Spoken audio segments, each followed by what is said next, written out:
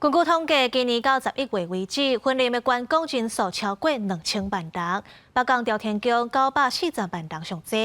为着要让游客更加方便行搭，园区要引进公共铁马，上近几年进前就会开放使用。民众坐高铁来到牛年出站，只要使用 QR code 扫描，就会当直接坐公共自行车来到邻近的景点行行，和游客和民众感觉真方便。有蛮多人使用的呀。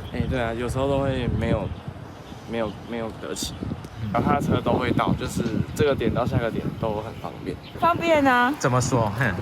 因为都有很多的点，那可以让我们停啊。为了促进观光效益和交通便利性，文管府去年8月份导入公共自行车的租赁系统，目前总共5乡镇141个点，每个月租借人次为7000人，成长到5万人次。现在将国增加4个乡镇的设置，弥补大众运输接驳不方便。是会在土库、水林、口湖跟北港4个乡镇再推出300辆的木共享单车。那我们在明年的春节前会来把它设置完成。文管府表示，根据观光署统计，今年1月份到11月，文林关的观光人次已经突破2000万，其中以北港朝天宫945万人次上座。